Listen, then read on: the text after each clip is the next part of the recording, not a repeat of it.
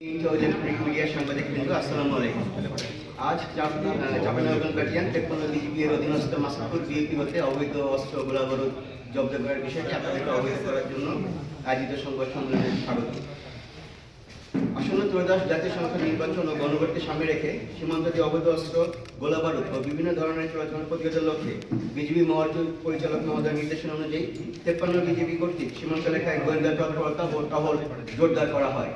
এই ধারাবাহিকতায় আজ নিজস্ব গোয়েন্দা তথ্যের ভিত্তিতে সকাল আনুমানিক 5:30 ঘটিকায় মাসাদপুর বিএপির একটি চৌকস টহল দল সীমান্ত হতে প্রায় 200 গজ বাংলাদেশের অভ্যন্তরে চাঁপাইনবাবগঞ্জ জেলার শিবগঞ্জ থানাধীন বনবাসী ইউনিয়নের খোদাপাড়া গ্রামে একটি অভিযান পরিচালনা করে।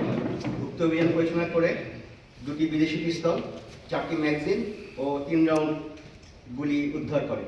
এছাড়া আপনাদের জন্য জানানো যাচ্ছে যে আজকে একই সাথে ভোর 4:30টার সময় আমাদের চরবাগ ঢাকা বিএপি হতে 4টি গরু জব্দ করা হয়, যার আনুমানিক সিজার মূল্য প্রায় 10 লক্ষ টাকা।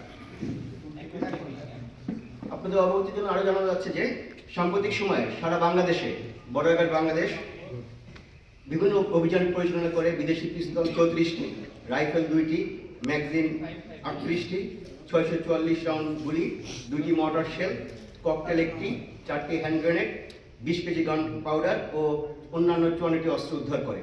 এর মধ্যে থেকে সাম্প্রতিক সময়ে চাঁপাইনবাবগঞ্জ ব্যাটালিয়ন একজন আসামি সহ 9.5 কেজি বিস্ফোরক, 6টি বিদেশি পিস্তল, 13টি ম্যাগাজিন এবং 29 রাউন্ড গুলি জব্দ করে। বর্ডার বাংলাদেশ সীমান্ত সুরক্ষা নিশ্চিত করে আসন্ন নির্বাচনকে সামনে রেখে দুষ্কৃতিকারীরা বাংলাদেশের অভ্যন্তরে বড় ধরনের নাশকতা সৃষ্টি করতে না পারে এবং আমাদের নির্বাচনকে বানচাল করতে না পারে, সে লক্ষ্যে বিজিবি সবসময় তৎপর রয়েছে এবং এই তৎপরতা অব্যাহত থাকবে। এবং আমরা সকল সদস্য অত্যন্ত পেশাদারিত্বের সাথে আমরা দায়িত্ব পালনের জন্য সংকল্পবদ্ধ। সকলকে ধন্যবাদ।